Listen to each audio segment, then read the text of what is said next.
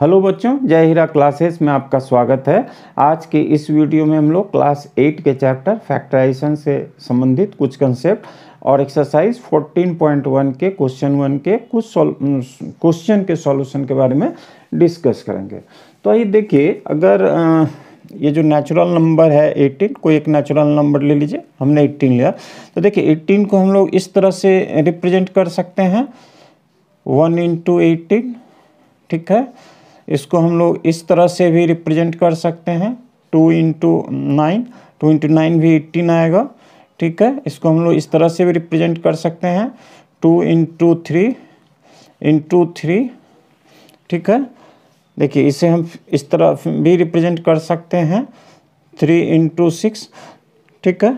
तो हम लोग क्या देखते हैं कि ये सब जो है आपको 1, 2, 3, 6, 9 ये सब जो नंबर हैं वो 18 के क्या हैं, फैक्टर हैं। मतलब इन नंबर से इसमें हम लोग डिवाइड करेंगे तो वो डिवाइड हो जाता है 18 भी इसका 18 का फैक्टर होगा। अब इन फैक्टरों में से प्राइम फैक्टर कौन कौन है, देखिए 2 है और 3 है, ठीक है। तो किसी भी नंबर को अगर हम उसके प्राइम फैक्टर के प्रोडक्ट के रूप में एक्सप्रेस करते हैं, जैसे अब 18 को अगर हम इस प्रकार लिख दें 2 × 3 × 3, तो देखिए 2 × 3 6 होगा, 6 × 3 18। तो 18 को हमने इसके प्राइम फैक्टर्स के प्रोडक्ट के रूप में रिप्रेजेंट किया। तो ये जो फॉर्म होता है किसी भी नंबर को रिप्रेजेंट करने का, ये कहलाता है प्राइम फैक्टर फॉर्म, ठीक है। अब इसी प्रकार एक अलजेब्रिक एक्सप्रेशन ले लीजिए, मान लीजिए 3xy है, ठीक है। ये एक अलजेब्रिक एक्सप्रेशन है। तो इसे अगर हम इसको फैक्टराइज करें तो ये इस तरह से हम लोग लिख सकते हैं 3 × x × y, ठीक है। तो यहाँ जैसे बताया कि 18 का ये प्राइम फैक्टर फॉर्म हुआ, तो ये जो फॉर्म हुआ, हाँ, जहाँ हर एक फैक्टर को फिर हम और फैक्टर में दो फैक्टर के प्रोडक्ट में नहीं दिखा सकते हैं। तो इस अलजेब्रिक एक्सप्रेशन का ये जो फॉर्म हुआ, इसको हम लोग बोलते हैं इररिड्यूसिबल फॉर्म, ठीक है। और कोई भी अलजेब्रिक एक्सप्रेशन को जब उसके फैक्टर के इस तरह प्रोडक्ट के रूप में हम लोग शो करते हैं तो ये फैक्टराइजेशन कहलाता है, ठीक है। और ये जो फैक्टर्स होते हैं किसी अलजेब्रिक एक्सप्रेशन का, वो नंबर हो सकता है, कोई अलजेब्रिक वेरिएबल हो सकता, एक अलजेब्रिक एक्सप्रेशंस भी हो सकता है। एक उदाहरण दे देते हैं, जैसे देखिए 3x + 3 जो है, इसका मेथड क्या है वो तो आगे बताएंगे। अगर इसको हम लोग फैक्टराइज करते हैं तो देखिए इसको हम लोग इस तरह से भी दिखा सकते हैं, मैंने 3 × x + 1। इसको अगर एक्सपेंड कीजिएगा तो ये देखिए यहाँ से 3x आएगा और ये 3 आएगा। तो यहाँ देखिए इस एक्सप्रेशन का ये इररिड्यूसिबल फॉर्म हुआ, इसको हम लोग फैक्टराइज किए हैं। और यहाँ ये क्या है, इसके फैक्टर क्या हैं, ये नंबर है, एक कांस्टेंट है, ठीक है। इसमें एक और चीज़ कर देते हैं, जैसे यहाँ y डाल दिए, यहाँ भी y डाल दिए, ठीक है। तो देखिए यहाँ पे जो है इस तरह से y भी प्रोडक्ट के रूप में हम लोग मतलब एक फैक्टर के रूप में इस तरह से एक फैक्टर का प्रोडक्ट रूप में दिखा सकते हैं। मतलब 3 × x + 1 × y, ये 3 फैक्टर इस अलजेब्रिक एक्सप्रेशन के हुए। तो यहाँ देखिए ये एक फैक्टर क्या है, नंबर है या कांस्टेंट है, ये अलजेब्रिक वेरिएबल है, और ये जो है ये खुद एक अलजेब्रिक एक्सप्रेशन है। तो किसी भी अलजेब्रिक एक्सप्रेशन के जब हम उसको फैक्टराइज करते हैं तो उसके जो फैक्टर होते हैं नंबर हो सकता, अलजेब्रिक वेरिएबल हो सकता और अलजेब्रिक कांस्टेंट हो सकता, ठीक है।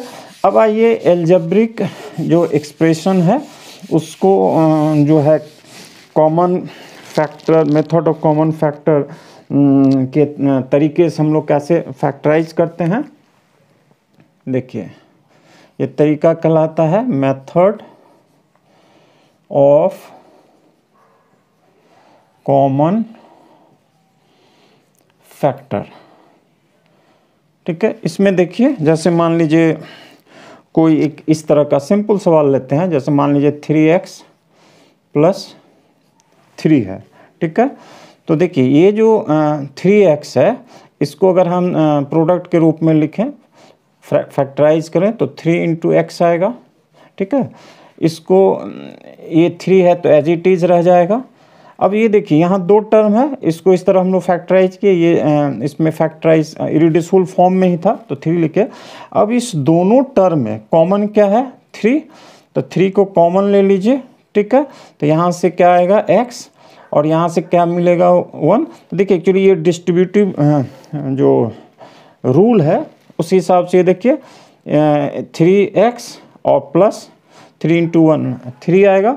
तो यहाँ हम लोगों ने क्या किया कि जो टर्म थे उसमें जो कॉमन फैक्टर था, दोनों में कॉमन फैक्टर था, इसमें भी 3 कॉमन फैक्टर है, इसमें भी 3 फैक्टर है और इसमें भी 3 फैक्टर। तो ये कॉमन जो फैक्टर थे दोनों टर्म में उसको हम लोग इस तरह से कॉमन ले लिए। ठीक है, अब फिर बाकी जो है डिस्ट्रीब्यूटिव रूल का पालन या देखते हुए इस तरह से इसको फर्दर फैक्टराइज किए। किसी भी अलजेब्रिक एक्सप्रेशन को फैक्टराइज करने का एक और तरीका जो है उसको हम लोग देखिए इस तरह से फैक्टराइजेशन बाय रिग्रुपिंग टर्म्स के नाम से जानते हैं।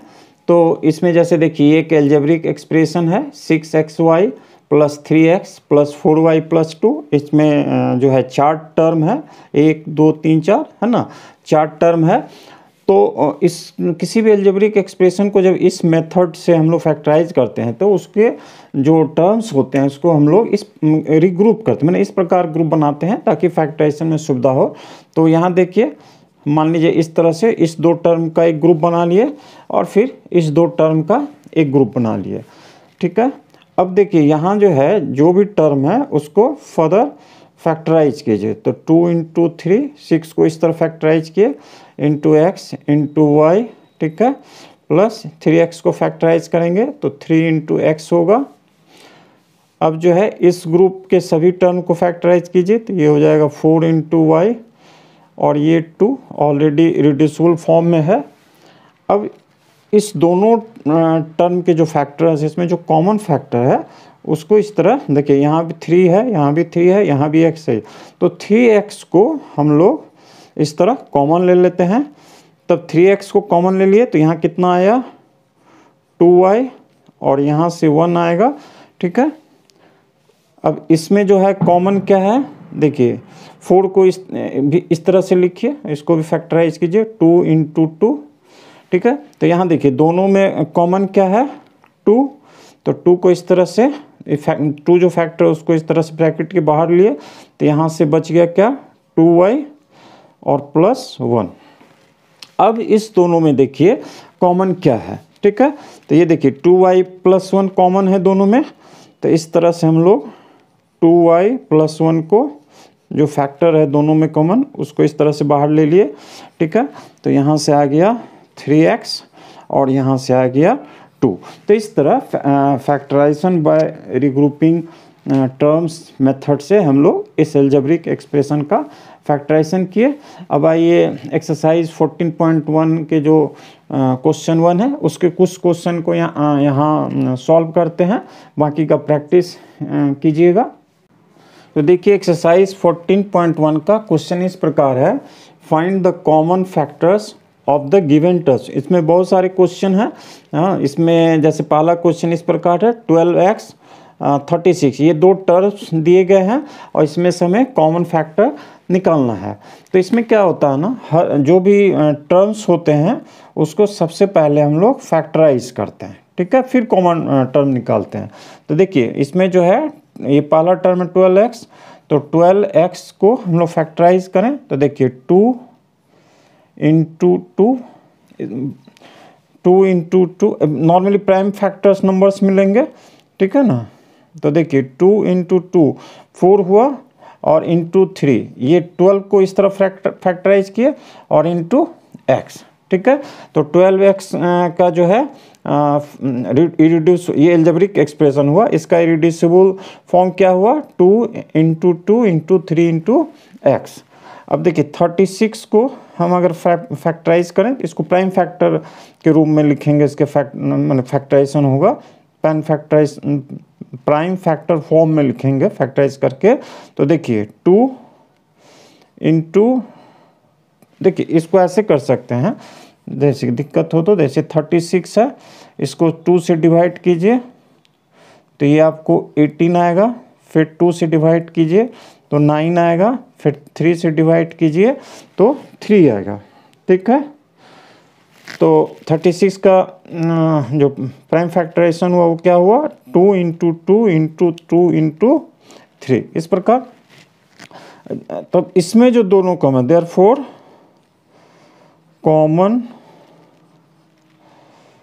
फैक्टर इक्वल टू, इस दोनों में जो कॉमन है उसको यहाँ लिखते हैं। देखिए यहाँ भी 2 है, यहाँ भी 2 है तो 2 लिखे, फिर देखिए यहाँ भी 2 है, यहाँ भी 2 है तो 2 लिखे, यहाँ भी 3 है, यहाँ भी ठीक है तो × 3 लिखे, और बाकी कोई कॉमन नहीं है तब इसको मल्टीप्लाई कर दीजिए तो 2 × 2 4 × 3 12, ठीक है। इसलिए 12x और 36 का कॉमन फैक्टर क्या हो गया 12। अब आइए तीसरा जो इसमें क्वेश्चन है वो है 14pq और दूसरा टर्म है 28p² q²। इसका हमें कॉमन फैक्टर निकालना है इस दोनों टर्म का। तो देखिए 14pq को पहले फैक्टराइज कर दीजिए, तो देखिए इसको हम इस प्रकार लिख सकते हैं 14 को 2 × 7 और p × q कर दिए तो इसका फैक्टराइजेशन हो गया।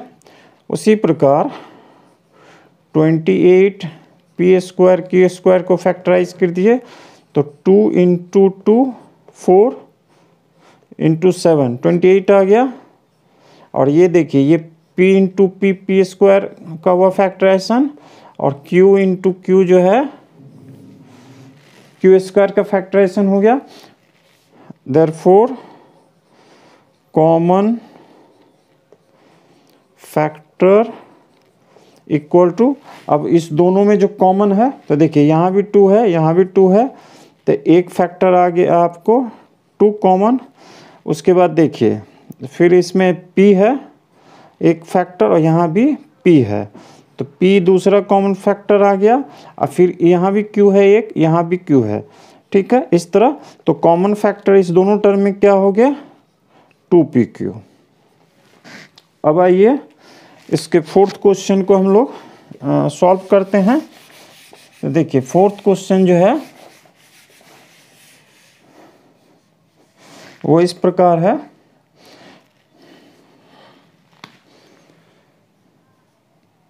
देखिए इसमें जो है 3 टर्म दिया गया, वो टर्म है 2x, उसके बाद 3x² और 4। इस 3 टर्म में हमें कॉमन फैक्टर निकालना है, ठीक है। तो देखिए सबका फैक्टराइजेशन करते हैं तो 2x को हम इस तरह फैक्टराइजेशन कर सकते हैं 2 × 3, ठीक है, और 3x² को हम लोग इस तरह फैक्टराइज कर सकते हैं 3 × x × x, ठीक है, और 4 को हम लोग इस तरह से लिख सकते हैं 2 × 2, ठीक है। और देखिए यहाँ सब जगह जो है ना 1 अंडरस्टूड है, ठीक है ना, इसको 1 से मल्टीप्लाई भी करेंगे तो ये होगा, 1 सबका फैक्टर है, ठीक है। अब देखिए इसमें क्या हो रहा कि अगर कंपेयर कीजिए तो 2 यहाँ है, यहाँ नहीं है, ठीक है, यहाँ है लेकिन तीनों में 2 नहीं है, 3 इसमें है, इसमें लेकिन इसमें नहीं है। उसी प्रकार देखिए x इसमें है लेकिन इस दोनों में नहीं, तो सिर्फ 1 जो है वो तीनों में मौजूद है, ठीक है ना। अगर देखिए नॉर्मली क्या है, कोई भी अगर 2 या 3 टर्म दिया गया है और एक को छोड़ के अगर कोई कॉमन फैक्टर नहीं मिलता है तो 1 कॉमन फैक्टर हुआ। तो here common factor is equal to 1, ठीक है। अब आइए हम लोग जो है 6th क्वेश्चन को सॉल्व करते हैं, देखते हैं कि उसमें क्या क्या टर्म दिए गए हैं और उसका हम लोग कॉमन फैक्टर निकालेंगे। तो देखिए 6th टर्म जो है वो आपका इस प्रकार है।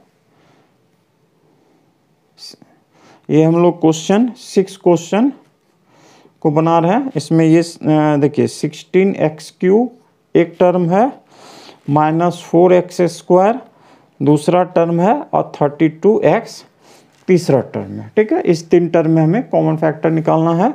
तो देखिए 16x³ को फैक्टराइज करते हैं तो ये आ जाएगा देखिए 2 × ठीक है 2, ये हो गया 2 × 2 4। ये देखिए जहाँ कन्फ्यूजन हो इस तरह से फैक्टराइज कीजिए। 16 में 2 से डिवाइड करेंगे 8, फिर 2 से डिवाइड करेंगे देखिए 4, फिर 2 से डिवाइड करेंगे 2। यानी 16 को जब फैक्टराइज हम लोग करेंगे 2 × 2 × 2 × 2 इस तरह से, और x³ है तो x × x × x। ठीक है, और इसी तरह देखिए -4x² है तो -1 एक फैक्टर रूप में दिखा दीजिए, और फिर 4 को इस तरह 2 × 2 के रूप में लिख सकते हैं, और फिर x × x। ठीक है, अब आइए फिर अच्छा देखिए जब यहाँ -1 दिखाने की ज़रूरत पड़ गई तो यहाँ एक फैक्टर 1 के रूप में दिखाइए। ठीक है, अब आइए 32x है। ठीक है, तो 32x देखिए यहाँ यहीं से हम जो देखते हुए कर सकते हैं कि 2 देखिए 16 × 2 32 होता है, तो इसको इस तरह से हम लिख सकते हैं। 32 को जो फैक्टराइज करेंगे तो 2 × 2 × 2 × 2 × 2, तो ये देखिए 4 8 16 32 हुआ, और यहाँ पे x। ठीक है, अब इसमें कॉमन फैक्टर निकालते हैं, इसलिए therefore common factor. Common factor क्या क्या है देखिए, यहाँ 2 है, यहाँ भी 2 है, यहाँ भी 2 है, तो एक 2, फिर देखिए यहाँ 2 है। ठीक है, यहाँ 2 है और यहाँ 2 है, दूसरा 2 आ गया कॉमन फैक्टर प्रोडक्ट के रूप में। अब आइए देखिए यहाँ पे फिर 2 यहाँ है, यहाँ लेकिन यहाँ नहीं है। उसके बाद देखिए x है यहाँ भी और यहाँ भी, तो x × 1 x किए, लेकिन और फिर कोई कॉमन नहीं है, तो ये कॉमन फैक्टर इस तीनों टर्म में क्या हो गया 4x। ठीक है, अब आइए हम लोग इसके 8th क्वेश्चन को बनाते हैं। देखिए इसमें इसका जो 8th क्वेश्चन है उसमें भी 3 टर्म्स है। टर्म्स सब इस प्रकार हैं 3x² y³ 10x³ y², और तीसरा टर्म है 6x² y² z। ठीक है, अब इसमें 3 टर्म में कॉमन फैक्टर निकालेंगे हम लोग, तो सभी टर्म का आइए फैक्टराइजेशन करें। तो 3x² y³ इक्वल टू, इसका फैक्टराइज कीजिए तो 3 × यहाँ देखिए x 2x है तो x × x x² है तो x × x, फिर y³ है तो y × y। अब आ जाइए 10x³ y² जो टर्म है इसको फैक्टराइज करें तो ये 2 × 5, 10 को फैक्टराइज किए, और x³ है तो x × x, और फिर y² है तो y × y।